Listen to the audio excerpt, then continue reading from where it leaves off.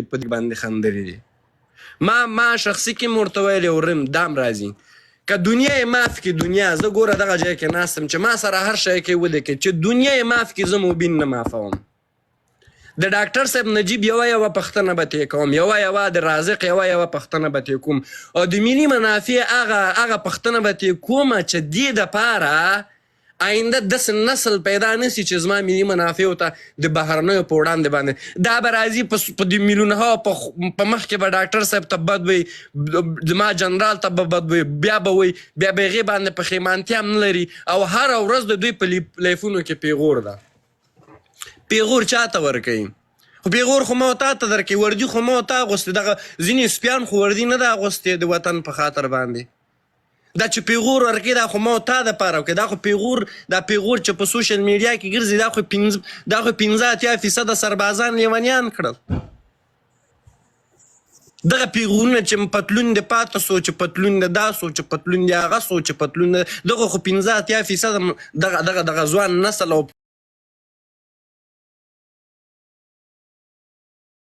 ځوان نسل او خصوصا سربازان چې د وطن د ملي منافعو دپاره یې اسلحه پورته کړي او خو یې لیونیان کړي په پردیو کې پراته دي.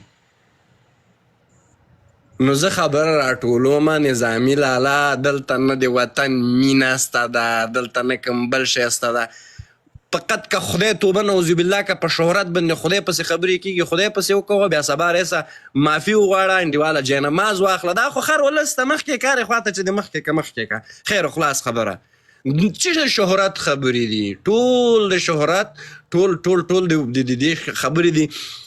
اخرنۍ خبره وخت به راځي دا به تاسو ته همدغه شی سپین معلوموي خو زه بیا هغه آرامیانو چکچکیانو ته یم چې تاسې خپل اصلیت نه لرئ د بل چې اصلیت پسې کلک نښتي یاستئ. ګلبدین خره نه تاسو هغه جوړ کړه چې نوم د یو رهبر جوړ کړه ځکه تاسې خره وئ یو خر مو راوسته ځان باندې مو رهبر کړه. سیاف تاسې خره وئ سیاف غوندې خر مو راوسته په ځان باندې مې مشر کړه. تاسې خره وئ چې انډیواله هغه ځای کې په مسجد کې معلومات نه کوو چې دا څوک هغه پسې مو څلوېښت خوانه مونځ کوو. تاسې خره وئ چې دغه شی خره مو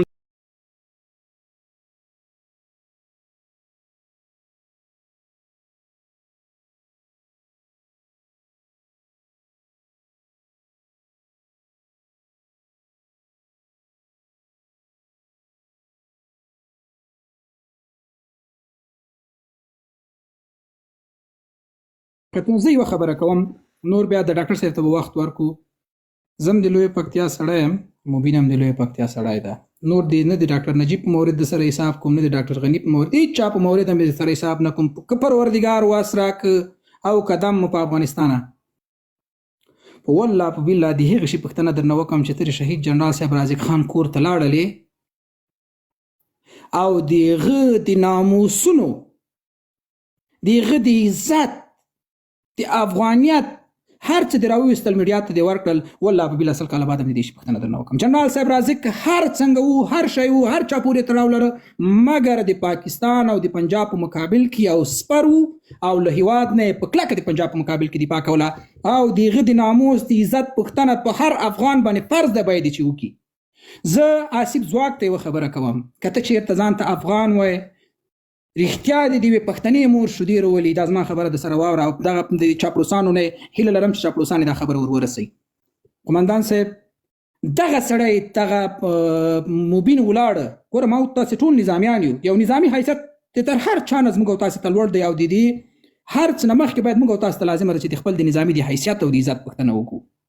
همدغه جنرال مبین لاړ د جنرال صاحب رازق کور ګورئ موږ او تاسو پښتانه یو افغانان څوک د چا کور ته ورغلي د چا د ناموسونو ویډیوګانې چا کړي دي د چا د چپرکټونو د چا د لباسونو د زنانو د لباسونو ویډیوګانې چا کړي دي نه دي کړي که نه دا خو را سره منئ که نه ته په کوم اساس باندې لاړلې د شهید جنرال صاحب رازق کور ته ورغللې او د هغه د کورنۍ عزت دې لیلام کړه ولې آیا جنرال صاحب رازق که دغه ګناه کړی و چې د پنجاب په مقابل کې جنګېده دا خو ګناه نه ده. جنرال صاحب رازق که پنجابی وازه دا خو ګناه نه ده ته ولې د پنجابي پر سر باندې راځي د خپل افغان د کورنۍ عزت او ابرو له خاورې سره خاورو کوي. والله بالله چې یو افغان ژوندی وي د دې پوښتنه درنه وکړي چې یو نظامي ژوندی وي د دې پوښتنه درنه وکړي او موږ سنبی خیل نه یو چې د شهرت په خاطر باندې د فالورزو په خاطر باندې د راوللو ځان سره د کېنه او سنبی خیلو تاسو ته م وایم ښه یې واورئ منئ یم چې وخت راغی هر خبره چې ستا په لایف کې افغانانو ته پکې توهین سوی دی، زموږ نظامیانو ته پکې توهین سوی دی، موږ ته پکې غلط خطاب سوی دی. سنبی خیل صاحب والله بلا له پلار نه دې هم پوښتنه وکم، له نیکه نه دې هم ولا پوښتنه وکم، له واړه ماشوم نه دې هم ولا پوښتنه وکم. رئیس صاحب راجع ما دښمن یوه لازمه به تشنه زما دښمن به ما ته پورته نه کوي، زما دښمن باندې به ما نه ښکنځي، زما دښمن ته به ترجیح نه ورکوي، زما دښمن باندې به زمونږ ناموسونه زمونږ عزتونه نه نیلامږي. که وخت راغی لومړنۍ مرمۍ به د ستا په ټنډه وي، دومره مرمۍ به زما د دښمن په مقابل کې استعمالېږي. دا د سره یاداشت کا که په وطن مو پښه سره ولګېدله. ډېره مننه ډاکټر صاحب، مهرباني وکړئ، په خیر راغلی. رئیس صاحب راجع کا نظامی لالا. السلام علیکم نظامی لالا، تاسو ته تاسو ټولو قدرمنو مېلمنو ته بالخصوص الکوزي صاحب ته اکثر خیر راغلی، ډېره مننه. نظامی لالا، پښتو کې موږ یو متل لرو، وایي پیر نو مریدانو په واک. دا را سره ومنئ، خیر ده. د ما خبرې زه اول خو د نظامیانو خادم یم او خادم وم او لکه ورسره مینه لرم. هر نظام کې چې یو ورځ هم تېره کړي زه دغه غلام یم، دا د ما شعار ده. د ما شعار نه بدلیږي، که زه ټوټه هم سم، خیر ده. زه ستاسو خادم یم، خو یو څو خبرې کول غواړم، واخ راکړئ. دغه مبین یقینو که په دې به نه خفه کېږو، موږ تاسو اوچت که دا هېڅوک نه پېژني. وروره ګوره، تاسو قیاس وکئ، سوچ وکئ، ټول تعلیم یافته خلک یئ چې مبین خپل ډلې وشاړه، بې عزته یې که، په کور یې کېناو، هغه یې په خپل هغه دلګي کې وشرماو. نور شرمېدل څه رقم یې؟ نو داسې خو نه کېږي چې ذاتي میډیا کې هم هغه یې د پرتوګ وښیي. دا خو یو قهر څوک یو قانون لري. نو مبین منګه غټ سړی که، هله څوک ورته جنرال صاحب وایي، څوک ورته مبین صاحب وایي، څوک ورته صحیح ده. احترام قابل احترام ضرور ده.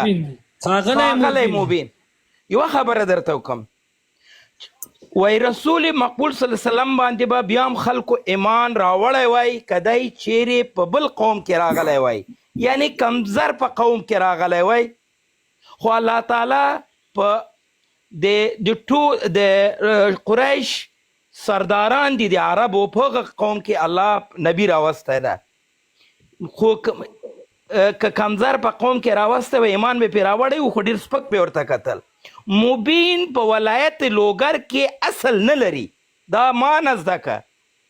تاسو د ده اصل پوښتنه وکئ، د د خاندان پوښتنه وکئ. ګورئ، موږ به چې چا لورو خور کوله د نن 20 کاله مخکې، اوس پرېږده، نو د موږ پلرونه به ویلې وای خاندان یې وګوره، ښایست نه. اوس بېله خبر چې موږ ښایست پسې ځو، وای او قرآن و حدیث هم دا وایي، اسلام هم وایي کف یې وګوره. کف په عربۍ کې خاندان ته وایي. وای تاسو د دې سړي خاندان وګورئ. هر څوک چې کمزر په و، ولو که هغه بیا رئیس جمهور هم څه، هغه به د خپل کمزرپۍ عادتونه کوي په چوکۍ باندې. زه یو دلته دلیل ښیم.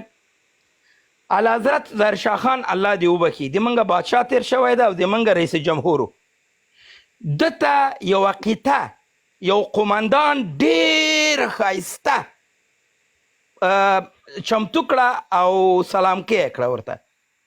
دا ظاهرشاه خان حیران څه ویل، وای دا قمندان ما ته راوغواړئ. قمندان یې چې کله راوغوښته، ورته ویلې خاندان دې راته وښیه. چې خاندان یې وکته، کمزر په و، نور هغه نوم به زه نه یادوم.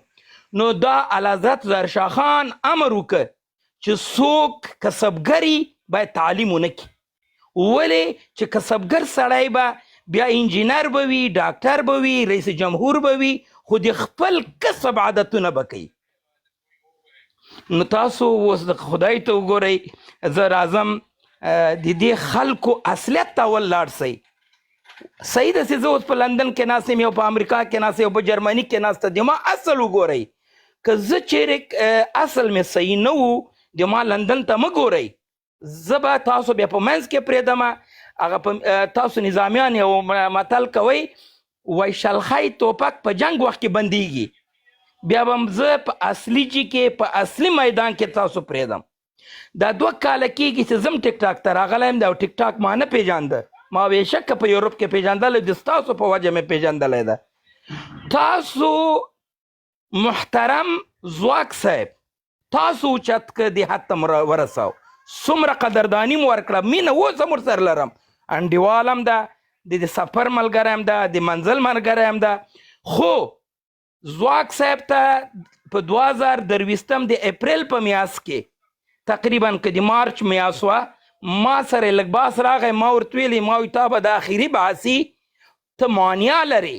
په منټل هیلث کې یو مریضي د مانیا ځان غټ حسابول او دا ټول خلک لیونیان حسابول، دا تا غټ کمزوري ده مالې. ته خلک راوچتې، سپک نظر ورته کوې، پرېږده چوپان راوچت که، پرېږده د خبرو ته غوږ کېده، حق لري، انسان ده، انساني کرامات لري. ته ځان دومره لوړ کې چې دا ټوله دنیا بې وقوفه ده او ته اصلیت لرې. نو زه نورې خبرې کول نه غواړم، ورونه ناست دي، هغوی حق لري چې خبرې وکړي. اول خو د ټول